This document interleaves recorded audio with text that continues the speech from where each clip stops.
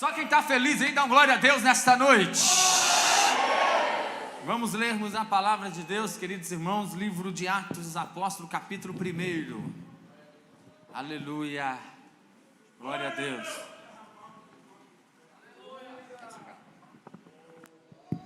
Aleluia, glória a Deus, glória a Deus. Atos dos Apóstolos, capítulo 1, a partir do versículo 1, vamos ler até o verso de número 5. Aleluia. Atos capítulo 1, do versículo 1 ao 5, 5 primeiros versos, aqui do livro de Atos dos Apóstolos, que é o maior livro do Novo Testamento. O maior livro do Novo Testamento, o livro de Atos dos Apóstolos. Podemos ler, irmãos, amém? Escrevi o primeiro livro, ó Teófilo, relatando todas as coisas que Jesus começou a fazer e a ensinar, até o dia em que foi elevado às alturas, depois de haver dado mandamentos por meio do Espírito Santo aos apóstolos que tinha escolhido. Depois de ter padecido, Jesus se apresentou vivo a seus apóstolos com muitas provas incontestáveis, aparecendo-lhe durante 40 dias, e falando das coisas relacionadas com o reino de Deus, e comendo com eles, deu-lhe esta ordem: não se afastem de Jerusalém, mas esperem a promessa do Pai, a qual vocês ouviram de mim, porque João, na verdade, batizou com água, mas vós serão batizados com o Espírito Santo dentro de poucos dias. Amém? Ainda de pé, só você que quer ouvir Deus falar nesta noite, levante a sua mão aí. Mantenha a tua mão erguida, vamos fazer mais uma oração. Pai querido, obrigado por mais esta noite festiva que o Senhor está nos proporcionando, Senhor. É o segundo dia, é o segundo sábado, dentro dessa proposta de uma década em chamas, durante 4 sábados no mês de outubro, Senhor Jesus. Senhor Deus, aqui está essa multidão, dezenas de jovens, adolescentes, irmãos, irmãs, Senhor, que precisa de ouvir a tua voz, de ouvir uma palavra, Senhor, direcionada para a vivência dos dias a dia. Cale, Senhor, neste momento todas as vozes externas que não provém de ti, e que o Senhor, através da tua palavra, do seu Santo Espírito, venha bradar nos nossos ouvidos nesta noite, de tal forma que sejamos compungidos, Senhor, pelo poder da tua palavra, Senhor, pelo poder da tua palavra, que ela gere ainda mais vida, esperança, transformação, que nos leve à santificação, nos leva a entender os teus propósitos e a vivenciar a tua vontade, em nome de Jesus. Ó Espírito Santo, tenhas liberdade no nosso meio, para fazer aquilo que tu tens e que tu queres fazer, nos exortar, nos corrigir, nos redarguir, nos direcionar, nos alinhar, Senhor, de acordo com o teu querer, e não de acordo com o nosso ego, com o nosso eu. Que todo ego, todo orgulho, autossuficiência venha ser pisado, venha ser abatido, e que tu, ó Cristo, cresça nesta noite ainda mais em nossas vidas, e que nós nos esvaziamos de tudo aquilo que não provém de ti, nos esvaziamos de nós mesmos, para que possamos nos enchermos da tua palavra e nos transbordar do poder do Santo Espírito, em nome de Jesus. É a minha oração nesta noite. Amém, amém, glória a Deus, aleluia. Queridos irmãos, aleluia, glória a Deus. Meus irmãos, o texto que nós lemos nesta noite, escrito pelo médico amado doutor Lucas. Lucas não foi um dos apóstolos de Jesus, Lucas não andou com Jesus. Há algumas fontes históricas que vão dizer que Lucas viajou parte das viagens missionárias do apóstolo Paulo. E uma coisa sabemos, temos certeza, ele além de médico, ele era também historiador. Ele então pesquisou durante alguns anos. Primeiro tratado que ele fez a Teófilo, o Evangelho de Jesus, que leva o seu nome, o terceiro evangelho na ordem sequencial bíblica, Mateus, Marcos e Lucas. E foi também o terceiro dos 4 evangelhos a ser escrito na ordem cronológica. E após então ele escreveu o livro de Lucas, o Evangelho de Jesus, que leva o seu nome. Ele fala aí: escrevi o primeiro livro, ó Teófilo, o primeiro livro que ele está dizendo, o Evangelho de Lucas, relatando todas as coisas que Jesus começou a fazer e a ensinar, até o dia em que foi elevado às alturas, depois de haver dado mandamentos por meio do Espírito Santo aos apóstolos que tinha escolhido. E aqui os primeiros 3 versículos dá uma breve introdução. E o livro de Atos dos Apóstolos, que pode ser chamado também de Atos do Espírito Santo, vem relatar sobre os primeiros anos da igreja de Jesus aqui na terra. A igreja de Jesus, ela foi fundada no Calvário, mas ela foi inaugurada no dia da festa de Pentecoste, Atos 2, que foi o dia pelo qual Deus escolheu para enviar o Espírito Santo sobre aqueles quase 120 irmãos que estavam aguardando, esperando na promessa que Jesus já o tinha feito. E me chama a atenção então esse primeiro relato de Lucas ao escrever o livro de Atos dos Apóstolo, quando ele disse no versículo de número 3, que Jesus, depois de ter padecido, ele disse, depois de ter padecido, Jesus se apresentou vivo a seus apóstolos, com muitas provas irrefutáveis ou incontestáveis, aparecendo-lhe durante 40 dias, e falando das coisas relacionadas com o reino de Deus. Permita primeiro, aqui nessa breve introdução minha, nesse pano de fundo, dizer um pouquinho aqui sobre esse depois de ter padecido, para que nós entendamos o descer do Espírito Santo que aconteceu em Atos 2. Permita fazer um rápido resumo sobre esse depois de ter padecido. Bem verdade é, meus irmãos, que todos nós já falamos com alguém e já ouvimos de alguém a seguinte frase, meu amigo presbítero Carlos André: eu tenho 2 notícias para você, uma boa e uma ruim. Quem já falou isso com os outros já? Qual você quer ouvir primeiro? Pastor Elias direto, né? 2 notícias, uma boa e uma ruim para você. Todos nós já ouvimos isso, todos nós já falamos isso. Pois nesta noite eu quero te dizer que a palavra de Deus, ela pode ser resumida nisso também. 2 notícias que tenho aqui, uma boa e uma ruim. Qual vocês querem primeiro? Responde não, vou falar rapidamente aqui das 2. E queridos, os 4 primeiros livros do Novo Testamento levam o nome de Evangelho de Jesus, conforme escreveu Mateus, conforme escreveu Marcos, conforme escreveu Lucas, conforme escreveu João. A palavra Evangelho, nosso professor está aqui, Carlos André, sabe muito melhor do que eu. Nosso professor Carlos André aqui, teólogo nosso aqui do campo, ele sabe melhor do que eu que a palavra evangelho, a tipologia da palavra, vou deixar para ele explicar outro dia para vocês aqui, mas em suma, ela significa boas novas, boas notícias. Então essa é a boa notícia que a Bíblia fala, evangelho, nunca esqueça disso, significa boas notícias. Mas verdade é, meus irmãos, que só existe a boa notícia por causa da má notícia, por causa da notícia ruim. Se não tiver a notícia ruim, não existe a boa notícia. Geralmente nós gostamos de dar a notícia ruim primeiro, né? Pois é, então só existe a boa por causa da má, ou existe a má por causa da boa. Então vamos lá, qual que é a má notícia que a Bíblia nos fala? A má notícia, meus irmãos, que se você nasceu nessa terra, você nasceu aqui,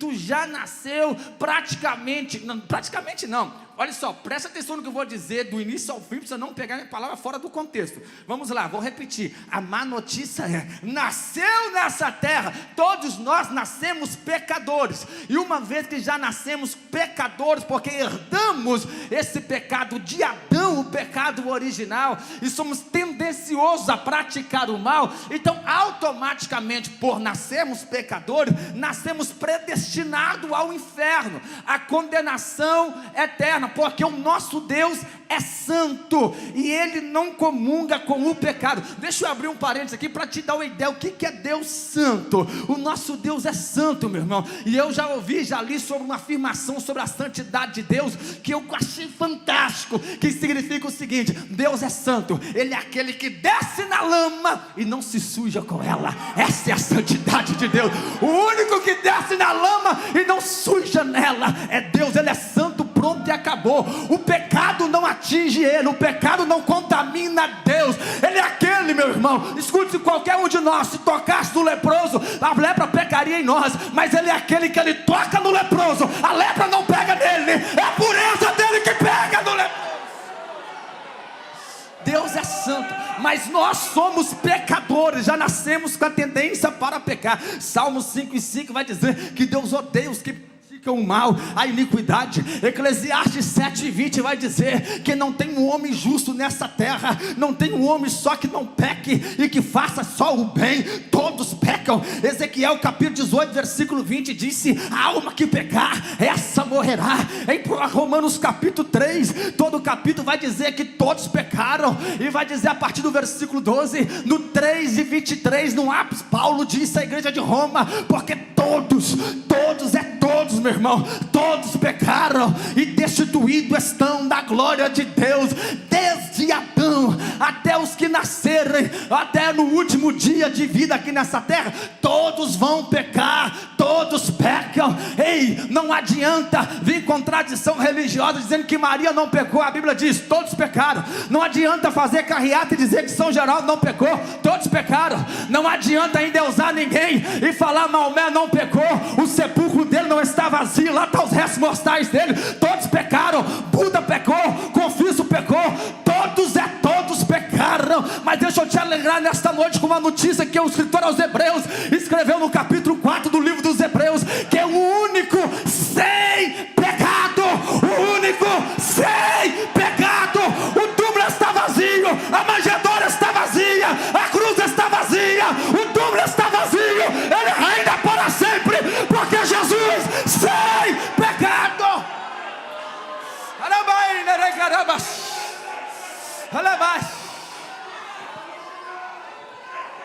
Oh glória. Mas tirando Jesus, todos pecaram e distantes estão da presença da glória de Deus. Aleluia. Romanos 6:23, todo o capítulo 6, ele vai dizer que nós éramos servos do pecado, servos da lei, servos do pecado. O servo não faz aquilo que ele bem quer, o servo faz aquilo que o Senhor quer. Por isso que tem muita gente que não quer pecar, mas quando ele viu, ele já está pecando, porque ele é escravo do pecado, ele é servo do pecado. Mas Paulo disse em Romanos 6, que é profundo demais, capítulo 6 de Romanos, que ele nos libertou do pecado, da escravidão do pecado. E ele resume dizendo em Romanos 6:23, o salário do pecado é a morte, traz morte espiritual, morte física e morte eterna. Mas ele conclui dizendo: mas o dom gratuito de Deus, o dom gratuito de Deus é a vida eterna. Só quem foi alcançado pelo dom de Deus, só quem foi alcançado. A má notícia é essa: todos pecaram, todos estão indo para o inferno porque vivem na prática do pecado. Opa, porém, aqui que entra a boa notícia. A boa notícia é essa frase que Lucas está falando aqui nesse texto: depois de ter padecido. A boa notícia é que Deus amou o mundo de tal maneira que enviou seu Filho unigênito, para que todo aquele que nele crer não pereça, mas tenha a vida eterna. Eu vou repetir: a boa notícia é que Deus amou o mundo de tal maneira que deu seu Filho unigênito, para que todo aquele que nele crer não pereça, mas tenha vida eterna. Se a má notícia é que o pecado é a causa de toda a desgraça do mundo, meu irmão, ei, o problema do mundo não é a pandemia, o problema problema do mundo não são os políticos. O problema do mundo não é a briga capitalista versus socialismo. O problema do mundo não é a crise da saúde, não é a China nem a Rússia, a antiga União Soviética, não é as brigas pelo petróleo. O problema do mundo se chama pecado. Esse é o maior problema do mundo, se chama pecado. E só para reforçar aquilo que você já sabe, pecado é tudo aquilo que transgride a lei de Deus. Esse é o problema do mundo, porque o pecado traz consequências drásticas no presente, no futuro. O pecado, ele traz o peso na consciência. O pecado, ele traz a culpa. O pecado, ele te priva do presente, e o pecado te rouba a esperança do futuro. Mas aqui nesta noite eu vim para pregar, trazer boa notícia. Ei, eu vim para trazer boa notícia nesta noite. Você está cansado de notícia ruim, não está? Porque a internet só tem notícia ruim, as redes sociais só dá notícia ruim, a televisão nem se fala. Se ligar na Globo, então, pelo amor de Deus, é só notícia ruim por todo lado, no rádio, na TV, no meio de comunicação. Mas existe a igreja de Jesus aqui na terra, que ela vem trazer boa notícia. Boa notícia, o evangelho de Jesus é a boa notícia. O evangelho de Jesus é a boa notícia. O problema é o pecado, mas a solução do pecado é Jesus. A solução do pecado não é você fazer voto e ir para Aparecida do Norte dia 12 de outubro, não. A solução do pecado, meu irmão, escute. A solução do pecado não é você pagar penitência. A solução do pecado não é você fazer missa 7º dia depois que morre. A solução do pecado não está em confuso, não está na sua confissão para o padre e nem para nenhum líder religioso. A solução para o pecado não está no esforço humano. A solução para o pecado está na cruz de Jesus, lá no Calvário. Olhais para a cruz e sereis salvo. Olhais para a cruz e sereis salvo. Em Cristo Jesus, no sangue de Jesus, a solução para o pecado. Aleluia, aleluia. A má notícia é o pecado, mas a boa notícia que é o evangelho é Jesus. Aí vai dizer, depois de ter padecido. Jesus padeceu. A boa notícia é essa: Deus amou, Deus enviou seu filho, ele nasceu na manjedoura, ele cresceu aqui na terra, ele andou pelas cidades empoeiradas da Palestina, aleluia, ele operou milagres, aleluia, ele foi injustamente julgado, entregue, ele foi traído por um dos seus amigos. Todos os seus amigos abandonaram, ele ficou sozinho. Ele foi julgado, ele foi condenado, ele foi crucificado. No julgamento ele foi trocado pelo malfeitor, pecador, um dos piores raças que existia. Ele então, meu irmão, foi crucificado e morreu pendurado numa rude cruz. Deu o brado, Pai, está consumado. Ele morreu, ele foi tirado da cruz, ele foi posto numa sepultura nova, antes das 6 da tarde de uma sexta-feira. O sábado depois da tua morte foi o pior sábado de toda a história, porque foi o sábado do silêncio, foi o sábado escuro, foi o sábado da tristeza. Mas no domingo pela manhã foi o maior domingo de toda a história, porque foi o domingo da ressurreição.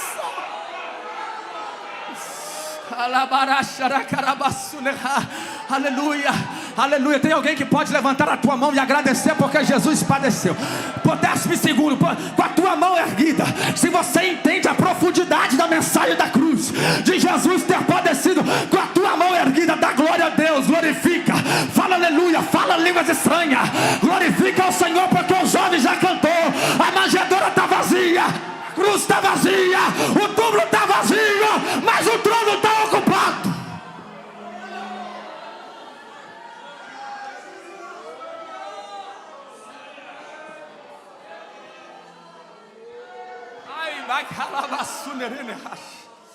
Oh glória, oh glória, oh glória, oh glória. Meu irmão, eu estou igual carro alto. Que é isso, pastor? Assim, carro alto é aqueles que custa pegar, né? Hoje eu disse no Paiol, Não sei se o pastor ali já teve aquele chevetinha algo da década de 80, Panorama, né? Ou aqueles carros que você tinha que acordar meia hora mais cedo e ficava tchan, tchan, tchan, tchan, tchan, tchan, tchan, tchan. E depois que pegava, meu pai tinha um Corcelzinho 2 que, meu Deus do céu, tinha que empurrar para fora da garagem com a sodinha álcool que não pegava. Meu irmão, mas depois que pegava também, depois que esquentava também, né, Regis? Não para mais não, vai daqui em São Paulo, vai daqui em Brasília. Eu tô desse jeito, eu tenho a hora que eu sou igual o carro álcool, fico meio ruim assim para pegar, mas eu estou esquentado desde quarta-feira, que eu preguei quarta tarde, quarta noite, quinta noite, sexta noite, estou pregando hoje, vou pregar mais umas 10 vezes esse mês ainda, então vai aguentando aí, porque eu estou com a palavra aqui na garganta para você. Meu Deus, aleluia, aleluia. Depois de Jesus ter padecido, Ele apresentou vivo aos seus apóstolos com muitas provas irrefutáveis, provas incontestáveis. E aqui, meus irmãos, entra o tema da minha meditação com os irmãos nesta noite. Depois da cruz de Cristo, o tema é as esquinas da vida depois da cruz, ou entre a cruz e o Pentecoste. Quais são as esquinas da vida depois da cruz de Cristo? Você vai entender, redobra a sua atenção. A Bíblia vai dizer aqui, Lucas disse que depois que Ele ressuscitou, Ele apareceu durante 40 dias, falando das coisas relacionadas com o reino de Deus, em cada aparição dele. Então escuta, Jesus ressuscitou no domingo de manhã, até o dia da sua ascensão, que Ele foi elevado ao céu, passou-se 40 dias. Depois que Ele foi elevado ao céu, mais 10 dias foi que o Espírito Santo desceu. Então entre o Calvário e o Pentecoste, nós temos um intervalo de 50 dias. Entre o Calvário e o Pentecoste tem-se um intervalo entre 50 dias, para que o Espírito Santo seja descido. Para você não pensar que o que eu disse até agora da cruz não tem nada a ver com a mensagem, deixa eu só conectar você. Só é possível o Espírito Santo, só foi possível o Espírito Santo ser derramado 50 dias depois de Jesus ter sido ressuscitado. 10 dias depois dele ser elevado ao céu, só foi possível por causa da cruz de Cristo. Porque se o problema é o pecado, a solução é a cruz. Vou repetir, se o problema da humanidade é o pecado, a solução para esse problema é a cruz de Cristo. Aí, meus irmãos, depois da cruz de Cristo, que o Espírito Santo poderia ser derramado. Lembra o que diz a Bíblia no Evangelho de João capítulo 7, quando Jesus estava na festa das cabanas, a festa dos tabernáculos. No último dia da festa, Ele se pôs de pé e disse: aquele que tem sede, vem a mim e beba. Quem crer em mim, como diz as Escrituras, rios de água viva fluirão do seu interior. Aí o apóstolo João diz assim, dizia Jesus do Espírito Santo que ia ser derramado, porque o Espírito Santo ainda não tinha sido dado, porque Jesus ainda não tinha sido glorificado. Observe esta análise de João. Ele disse: o Espírito Santo ainda não tinha sido dado, porque Jesus ainda não tinha sido glorificado. Qual que é a glorificação de Jesus que Ele está falando? Depois de Jesus pagar o preço do nosso pecado, resolver o problema do pecado, ser assunto ao céu e assentar-se à destra do Pai, aí sim Ele foi glorificado. A partir do 40º dia, depois que Jesus ressuscitou, quando Ele foi assunto e assentou à destra do Pai, aí sim já estava liberado para o Espírito Santo ser derramado. Oh glória, aí foi só mais 10 dias para acontecer o que aconteceu em Atos capítulo 2. Deixa eu abrir um parênteses aqui para dizer para você que eu estou dizendo que o Espírito Santo só foi derramado 50 dias depois do Calvário, porque o problema do pecado foi resolvido. Trazendo isso para a nossa vida nesta noite, sabe o que isso tem a ver com você, jovem? Sabe o que tem a ver com nós? Sabe por que tem a ver? Que muitos não são realmente tomados pelo poder do Espírito Santo, porque nunca resolve o problema do pecado, porque insiste na prática do pecado. Não adianta você vir numa Deca em Chama no sábado e no domingo ou na segunda está na balada. Não adianta você vir aqui na Almadec no sábado, no culto no domingo, e na terça, quarta e quinta a tua boca é um sepulcro aberto. Tu é viciado na pornografia, na malignidade, na maledicência. A tua mente é entupida de tudo, qualquer porcaria que não presta, tu não abandona a mentira, tu não abandona a fofoca, tu não abandona a falsidade, a inveja, tu não abandona as práticas do pecado. Enquanto tiver envolvido e atolado até o pescoço na lama do pecado, o Espírito Santo é derramado por todo ao teu redor e você fica sem receber. Mas nesta noite Deus te trouxe aqui, Ele está dizendo: quer ser tomado pelo Espírito Santo, resolva o problema chamado pecado.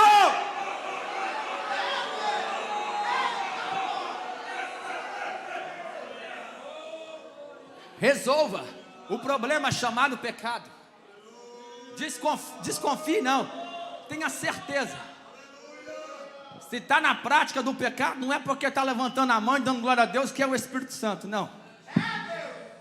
Se está na prática, porque pecar todos pode até pecar, mas tem uma diferença do que peca e do que está na prática do pecado. Sabe qual é a diferença? É a mesma do porco e da ovelha. A ovelha pode até cair na lama, mas ela não fica. Só os porcos que rolam nela. Então, meu irmão, você pode até cair, mas tu não pode permanecer caído. Tu pode até pecar, mas tu não pode permanecer no pecado. Tu não pode abraçar o pecado, jovem. Tu não pode institucionalizar o pecado na tua vida. Arrependa hoje, muda de ideia hoje, converta hoje, para que tu tenha a vida tomada pelo poder do Espírito Santo. Eu não sei se você está entendendo, mas escute, deixa eu falar isso aqui, deixa eu abrir um entre parênteses aqui de novo, dizer: você achou que uma deck chama é só pular, glória a Deus, aleluia? Sim, antes de você pular aqui, tu precisa entender a palavra, para que quando for quarta tarde, vier a tentação, você disse não para o pecado. Antes de você glorificar aqui, a sentir arrepio no corpo e dizer: que culto bom, que culto top, quando vai ser o outro Madec? Tu precisa de vencer, aprender a dizer não para a sua carne, não para as suas vontades. Tu precisa de aprender a desligar, meu irmão, a ter o domínio próprio, saber o que tu acessa no seu celular. Tu precisa de aprender primeiro a dizer não para os seus amigos, que te distancia de Deus e da palavra de Deus. É para isso, aprendam a palavra. Se não resolver o problema do pecado, o Espírito Santo não é derramado. Você tem coragem de falar e diga: se não resolver o problema do pecado, o Espírito Santo não é derramado. Mas resolveu na cruz. Então abraça a cruz. Aleluia, abraça a cruz hoje. Jesus já pagou por nós. Jesus já pagou por nós. Morra para o pecado hoje. Só, meus irmãos, muitos abraçam a cruz. Agora eu quero dizer por aqueles que abandonam o pecado, aqueles que entendem essa verdade. Só que para nesse intervalo entre a cruz de Cristo e o Pentecostes. É um intervalo de quantos dias que eu falei? Um intervalo de quantos dias? 50 dias. O João está ligado, isso aí, João. 50 dias. A pessoa passa pela cruz de Cristo. Ele entende a mensagem do Evangelho, que é a boa notícia. Só que ele não consegue chegar até o Pentecostes. O que aconteceu nesse intervalo, nesse prazo de 40 dias que o Lucas está falando aqui, mais 10 que é entre a ascensão de Jesus e a descida do Espírito Santo. O que acontece, ou o que aconteceu nesses dias? É aqui que tem as esquinas da vida, onde muitos param. E eu vou mencionar e já vou encerrar, porque tem pessoas, tem irmãos aqui nesta noite, tem moça, tem rapazes, tem jovens que estão aqui, que já passou pela cruz de Cristo, e que tu precisa de chegar no Pentecoste hoje. Tu precisa de chegar no Pentecoste hoje, mas tu está parado em alguma esquina da vida aí, entre a cruz de Cristo, entre o Calvário e o Pentecoste. Sabe qual que é a primeira esquina? Diga assim comigo: esquina do medo. A Bíblia diz que no dia que Jesus ressuscitou, quando as mulheres saíram com a notícia que Jesus ressuscitou, os soldados estavam vigiando a porta do sepulcro e não entendeu nada, porque o túmulo estava vazio, Jesus não estava lá. O que acontece? Os judeus saíram com uma notícia, depois de pagarem grande quantia de dinheiro para os soldados, para que eles mentissem que os discípulos tinham ido à noite enquanto eles dormiam e roubado o corpo de Jesus. Eles então divulgaram essa mentira entre os judeus, que o corpo de Jesus foi roubado e que ele não tinha ressuscitado, mas que os seus discípulos tinham roubado o corpo dele. A Bíblia diz então que os 10 discípulos, Judas já tinha escolhido o seu próprio caminho, exceto Tomé. Os outros 10, Pedro, André, Tiago, João, Judas filho de Alfeu, Bartolomeu e os outros que inteiraram 10, eles propagaram, eles estavam dentro do cenáculo trancafiados, com medo dos judeus. E o que me chama a atenção, que o medo deles era da mentira, o medo deles era da falácia dos judeus. Essa é a primeira esquina que muitos param, esquina do medo. Ele aceita Jesus, ele abraça a cruz, ele tem os pecados perdoados, ele é livre do peso da culpa da consciência, ele passa pelo processo da santificação, ele entende a cruz, mas na primeira prova, na primeira mentira, ele fica trancado, ele fica parado na esquina do medo. Foi preciso Jesus aparecer enquanto eles estavam de portas fechadas e dizer para eles: paz seja convosco. Porque Jesus falou paz seja convosco?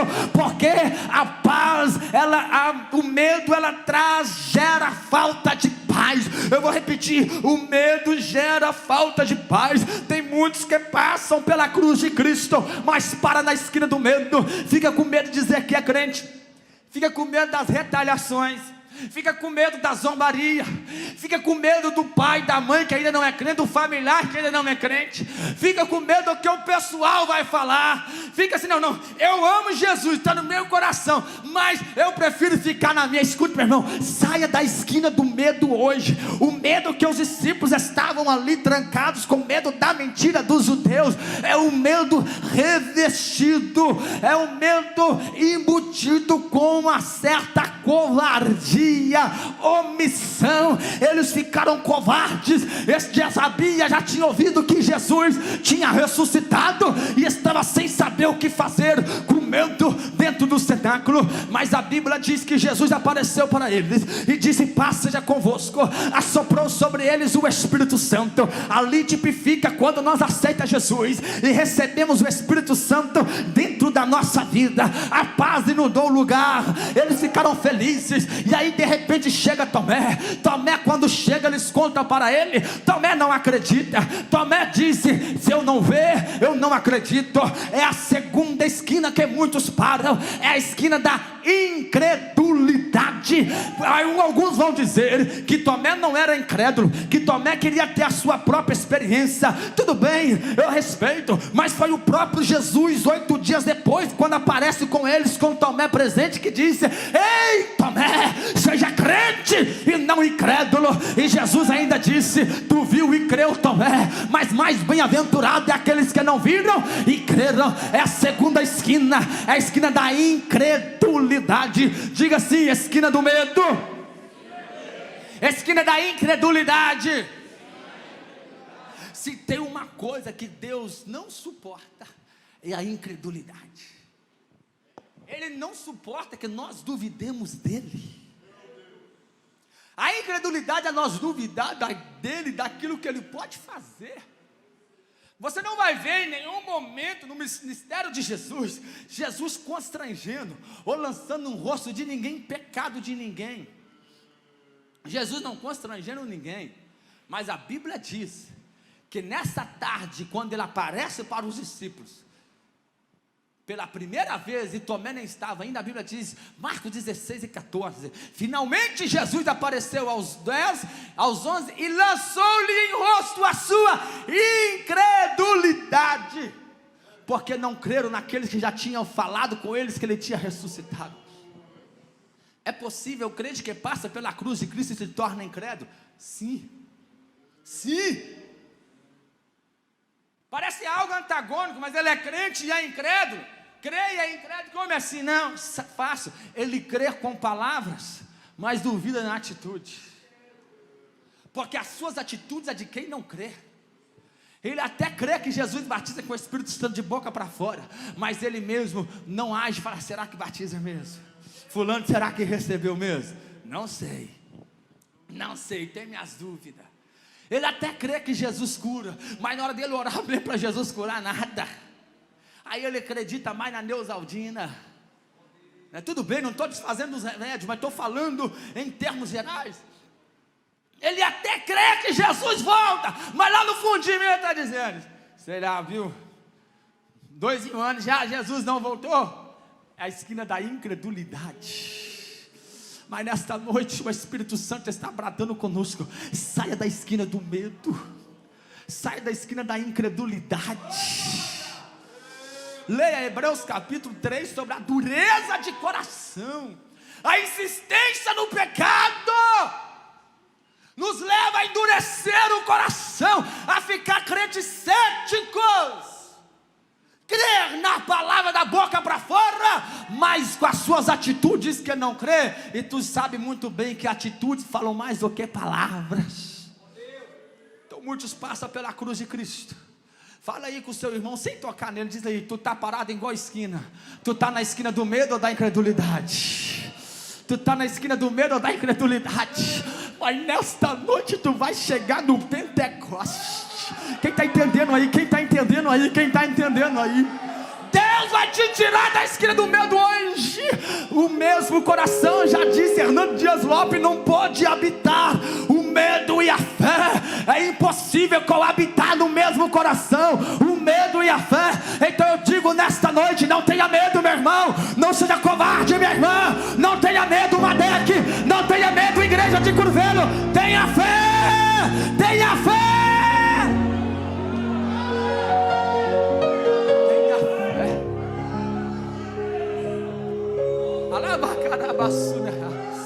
Oh glória.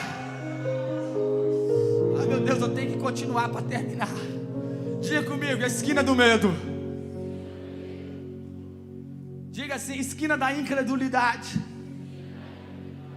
Mas tem a terceira esquina.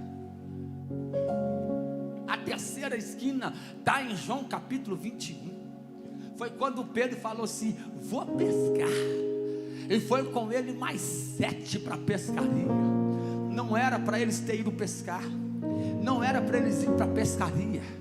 Que esquina é essa, pastor? É a esquina do retrocesso. É quando você volta para o lugar de onde Deus já te tirou. É quando tu volta a praticar aquilo que Deus já falou que não é para fazer mais. É quando você continua insistindo naquilo que Deus não tem e não quer para você.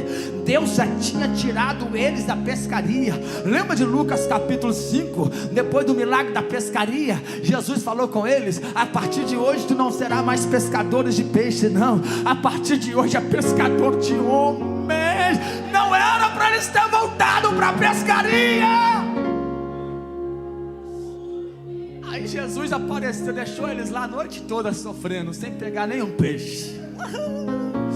Vai fazer aquilo que não é para tu fazer, que tu vai sofrer a noite toda, meu irmão. Vai insistir, Ronê, naquilo que Deus não quer que tu insiste, daquilo que Deus já te tirou. E aqui, ai meu Deus do céu, só aqui dá para pregar mais uns 20 minutos. Aqui tem 2 vertentes aqui, meu irmão. Tem aqueles que voltam a insistir naquilo que Deus já tirou ele, no aspecto do pecado, da prática do pecado. E tem no aspecto em aquilo que não é pecado, mas que é embaraço. Hebreus capítulo 12, versículo 1, o escritor aos Hebreus disse: deixando porém todo o embaraço e pecado.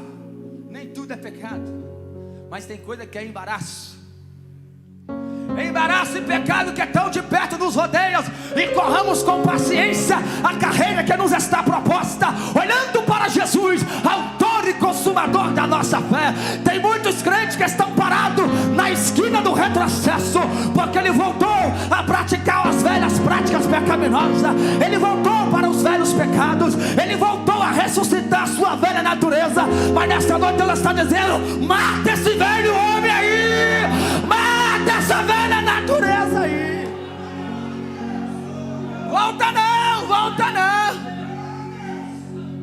retrocede não.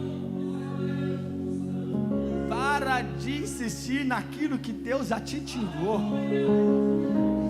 Aí Deus deixou eu sofrer a noite toda. No outro dia cedo Jesus chegou lá. Vocês querem peixe? Tem peixe aqui, assadinho aqui. É peixe que vocês querem, olha o peixe aqui. Tem alguma coisa aí? Nada. Eles nem reconheceram Jesus. Você sabe da história, João 21. E aí Jesus então disse: lança aí a rede. Eles lançaram. Veio 153 grandes peixes, maravilha. Ou seja, aí no final lá, Jesus termina falando com Pedro: tu me amas, Pedro, apacenta minhas ovelhas. É Jesus falando a mesma coisa, só com linguagem diferente agora. Em outras palavras, Jesus está dizendo: ei Pedro, eu já te tirei da pescaria, Pedro, para que tu voltou? É para tu apacentar minhas ovelhas, é para pescar homens, é para pescar almas, é para pescar vida. Deus dando a segunda chance para Pedro, porque o nosso Deus é o Deus da segunda oportunidade. Ei jovem, ei moça, ei rapaz, não importa quantas vezes tu caiu, o importante é que Deus não abre mão de você. Ele te dá uma nova chance hoje, Ele te dá uma nova oportunidade hoje. Ele volta na beira da praia dizendo: vem Pedrão, vem Pedrão, vem Pedrão, eu preciso de você lá no Pentecoste, eu preciso de você daqui uns dias, pregando lá no Sinédrio, eu preciso de você, Pedro. Deus está dizendo hoje: sai da esquina do retrocesso. Não é para parar, não é para voltar, é para avançar.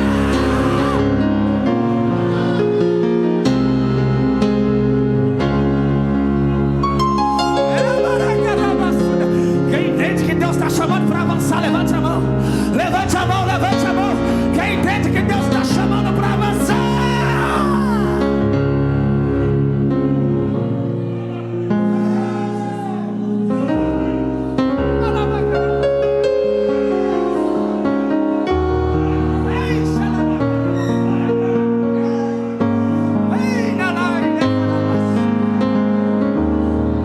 Esquina do retrocesso. Eu tenho mais 2 esquinas para falar, mas eu só vou citar. Fica de pé, não vou falar. Só vou citar para não ficar curioso. Aleluia, aleluia. Diga assim: esquina do medo, esquina da incredulidade, esquina do retrocesso. A 4ª esquina, diga assim, ó: esquina da fuga do propósito. É quando nós fugimos do propósito pela qual Deus tem para nós. Está em Atos capítulo 1. Jesus em Atos 1, aqui na última reunião antes de ser levado para o céu. Escute aqui que eu já vou orar terminando. Mas escute isso, Jesus está falando de fogo, de Espírito Santo, de batismo com o Espírito Santo, de unção, de poder, de missão. Aí tem uns deslocados no meio da reunião. Sabe quando você está numa reunião e alguém pergunta uma coisa que não tem nada a ver? Tudo fora. Eles perguntam, está aí no versículo 7: Senhor, restaurará o reino a Israel neste tempo? Este tempo em que o Senhor restaurará o reino a Israel. Eu imagino que Jesus faz assim, ó.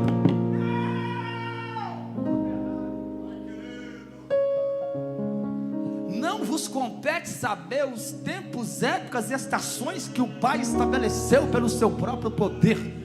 Mas o que compete a vocês é receber poder do Espírito Santo que há de vir sobre vós, e ser-me-eis testemunha tanto em Jerusalém, Judeia, Samaria e até os confins da terra. Ou seja, tem muitos parados na esquina da falta de propósito.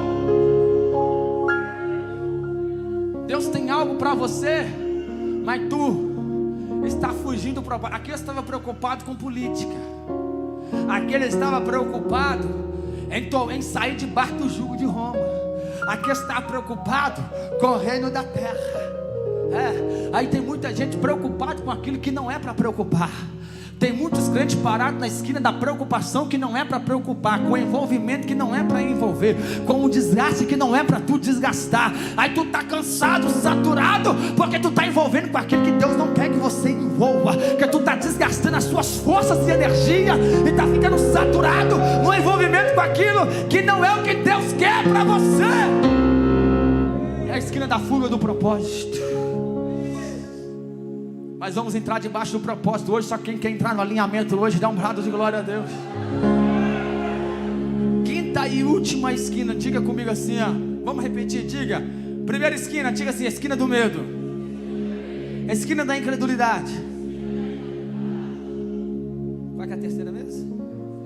Esquina do retrocesso, esquina da fuga do propósito. Quinta e última, diz assim, esquina da leviandade. O que é uma pessoa leviana? É uma pessoa que não tem firmeza, é uma pessoa que não persevera. Meu vovô Raimundo Caramba, pai do nosso pastor presidente, que lá é conhecido como Zacarias Caramba, ele já dizia assim, Caramba não está xingando não, o nome do local lá onde ele nasceu. Então ele já dizia assim, pedra que muito rola não ajunta luto. Pedra que muito rola não ajunta luto. Esquina da perseverança. Jesus falou para quase 500 pessoas, ficar em Jerusalém até que do alto sejais revestidos de poder. Jesus não falou, não é só 10 dias, no 10º dia vão ser cheios, não. Jesus falou no até que. Persevere no até que de Jesus. Persevere no até que. Ei, não é só o mês de outubro não, não é só o sábado não. Ei, eu nada contra quem faz. O nosso pastor, presidente da Liberdade, para todos os pastores da congregação trabalhar do jeito que quiser. Eu particularmente não gosto de trabalhar com campanha. Muitos irmãos já falaram, faz campanha na quinta-feira, pastor Gideão. 7 quinta-feira derrubando o gigante, 7 quinta-feira derrubando a muralha, 7 quinta-feira. Falta nome para tanta campanha. Alguém já veio fazer campanha aqui, nome de campanha aqui? Nunca. Por quê? Porque campanha tem data para começar e data para terminar. Deus não nos chamou para campanha, Ele nos chamou para uma caminhada. A caminhada não tem data para começar, para terminar não. Ele diz, eu sou o caminho, até que Ele volte. Até que Ele volte. Então meu irmão, pula aqui, dá uma daga de chamas, mas persevere e vem na escola dominical amanhã de manhã. Vem amanhã de manhã na escola dominical. Mas se possível for, corre pro ar livre. Vem pro culto à noite, vem na segunda na oração, vem na terça da palavra. Se envolva todo dia, todo dia. Perseverança, perseverança, perseverança. Saia da esquina da leviandade. Não adianta você comer um boi um dia, 1 quilo de picanha assada. Glória, estou sentindo que hoje eu vou comer picanha assada. Tem gente aí fazendo aniversário de casamento, sei não, viu? Glória. Então não adianta você comer 1 quilo de picanha no dia e depois ficar 15 dias sem almoçar. Olha para mim aqui, irmãos. Tem como? Tu come 1 quilo de picanha e depois fica 15 dias sem almoçar, consegue? É isso, mais ou menos assim. Não adianta você vir nos 4 sábados, uma deck que chama, e depois fica 1 mês sem vir no culto. Depois fica 30 dias sem pegar a Bíblia. Depois fica 15 dias sem dobrar o joelho e sem orar. O segredo da vida é perseverança em todos os aspectos, principalmente na vida cristã. Quer chegar no Pentecoste? Persevere, persevere, persevere, persevere. Escute, eu comecei a pregar, você já sabe, com 5 anos de idade, e comecei a buscar o batismo com o Espírito Santo. Eu só fui receber quando eu estava de 13 para 14 anos, no mês de março, meados do mês de março, que foi confirmado, do ano de 2002, que eu recebi o Espírito Santo, né? Eu precisei de perseverar um pouquinho. Eu pregava, e dizia, Jesus, eu estou triste porque eu ainda não recebi, mas eu perseverei. E tinha gente, que eu já falei isso aqui, vou repetir, né? Que o dia que eu falei tinha mais pessoas da sede, e tinha gente que olhava para mim e dizia assim, sei não, viu esse menino pregando aí? Geralmente quando prega criança assim, quando cresce desvia, fica na igreja. Não, eu queria entender, na época eu não entendia, mas eu quero entender hoje que eu sou adulto, a mente de um camarada medíocre, de alguém de falar isso com uma criança. Hoje nem criança pregando já não tem mais, mas eu faço questão de voltar nos lugares que eu preguei quando criança, e conta isso. O diabo não me tragou, eu comecei a pregar criança, eu continuei pregando. Já estou com 33 anos, aí eu brinco nas redes sociais, 33 anos de idade, 28 anos de ministério, 28 anos que eu estou pregando a palavra de Deus. Eu não parei, eu não vou parar. Persevere. Essa é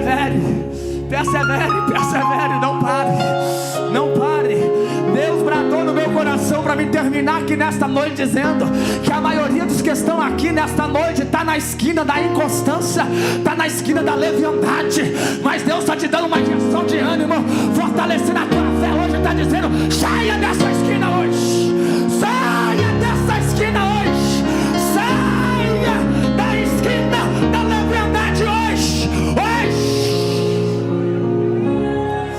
Tu precisa de chegar no Pentecoste. Tu precisa de chegar no Pentecoste.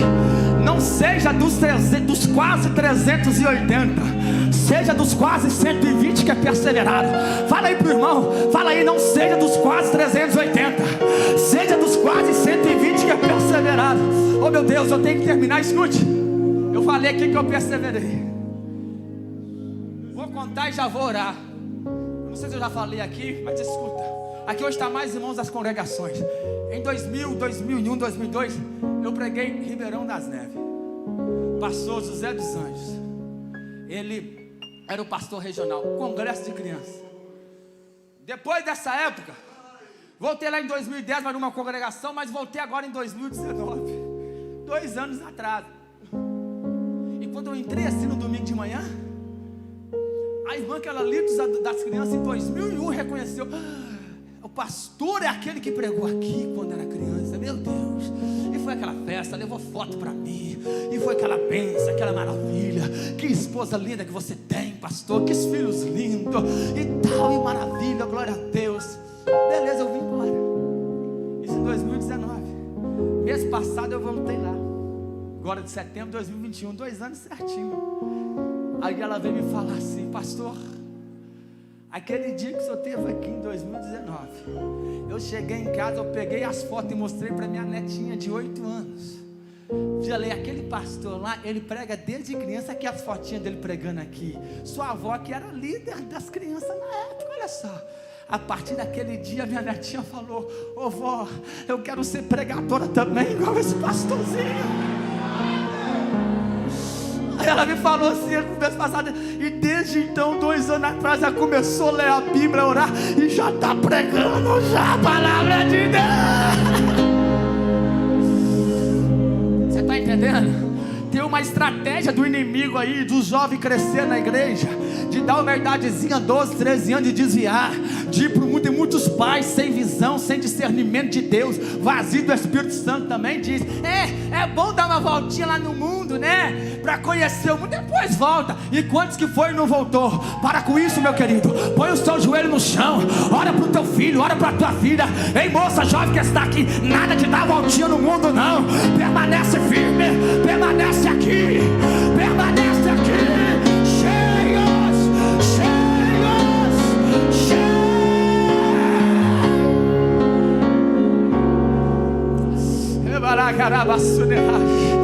Quem quer vir na frente ser cheio ainda mais, chegar no Pentecoste, venha. Venha, venha, vamos orar. Quem quer sair das esquinas hoje? Esquina do medo, esquina da incredulidade. Saia da esquina do medo, saia da esquina da incredulidade, saia da esquina. Olha lá. Abaixa a massa, pode abaixar. Abaixa a massa. Abaixa a massa se quiser. Saia da esquina do medo, saia da esquina da incredulidade, saia da esquina do retrocesso, saia do medo, da incredulidade, do retrocesso. Eu estou esquecendo. Saia da esquina da fuga do propósito, saia da esquina da leviandade. Persevere, persevere. Vem cá o grupo de louvor, vem cá, fica preparado aqui.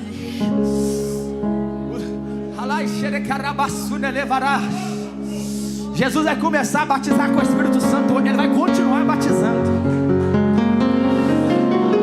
Cadê os que são batizados com o Espírito Santo? Venha também orar por aqueles que não são. Os obreiros aqui, ora aqui por aqueles que não são. Os obreiros aqui, Ronei, Rafael, Irlan, todos aqui, Edenilson, ora aqui por aqueles que não são batizados. Ai, na carabaçu, levarás. Começa a glorificar. Já tem jovem chorando. Meu Deus, olha, já está pulando aqui. Já era batizado? Não era não? Parece que recebeu aqui, ó. Confirma aqui, Rafael. Parece que recebeu aqui. Confirma aqui, irmã André Chaves. Está pulando aqui, Jesus já começou a batizar. Olha aí, isso aí é batismo com o Espírito Santo. Ninguém faz isso normal, não. Jesus já batizou primeiro. Jesus já batizou primeiro. Jesus já batizou primeiro.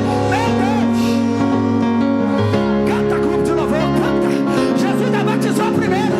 Glorifica, glorifica, glorifica. Alacanaba, carabas. Meu Deus.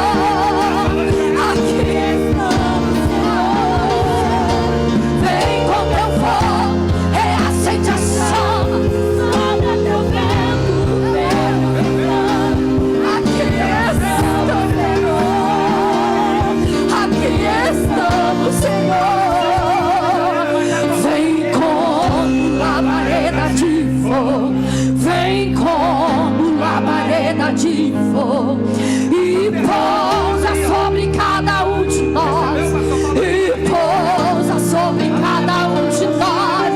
Vem como labareda de fogo, vem como labareda de fogo e pousa sobre cada um de nós, e pousa sobre cada um de nós. Oh, glória! Por um minuto, só glória a Deus e aleluia em línguas estranhas. Por um minuto, crentes batizados com o Espírito Santo falam em línguas estranhas. Você que foi batizado semana passada, recebe renovo aí. Fala em línguas estranhas aí. Recebe dons espirituais aí. Por um minuto, só barulho de glória a Deus e aleluia. Jesus já batizou 7 aqui. Receba aí, abra a boca de glória. Abra a boca e fala em línguas. Abra a boca e profetiza. Seja tomado pelo poder do Espírito. Ai, caramba, por um minuto, glória a Deus, aleluia. Línguas estranhas.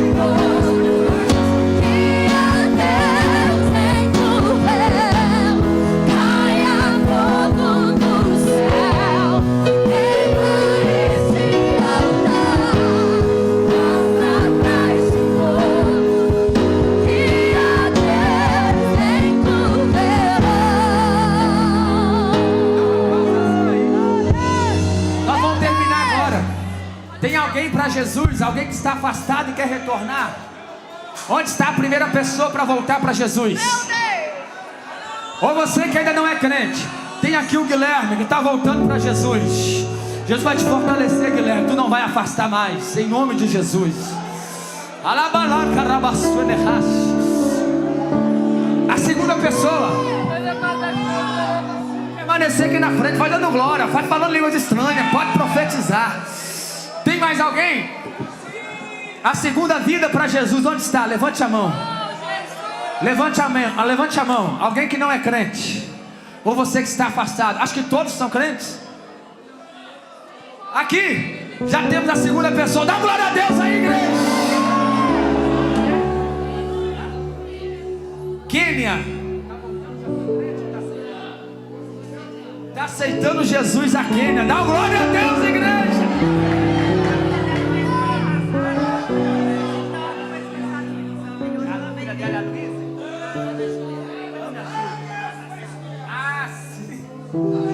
Meu Deus, irmãos, é uma década em chamas, é um contaminando o outro, incendiando o outro. A Ana Júlia veio com a irmã Solange na sábado passado, lá do Ponte Nova. Chegou aqui, Jesus batizou ela com o Espírito Santo. A jovenzinha aqui, de uns 11 anos. Quantos anos você tem? 11 anos, acertei. A mãe dela não era crente, aí veio hoje para ver o que é que aconteceu aqui com a filha dela. E está aqui aceitando Jesus. A Kênia, mãe da Ana Júlia. Meu Deus. Tem mais alguém? Você já é crente? Tem mais alguém? Já temos aqui duas. O Guilherme está voltando, a Kênia está aceitando. A terceira pessoa para Jesus, onde está? Onde está a terceira pessoa? Tem? Se tem, venha rápido. Levante a mão aí. Onde está a terceira pessoa para Jesus? Yeshua.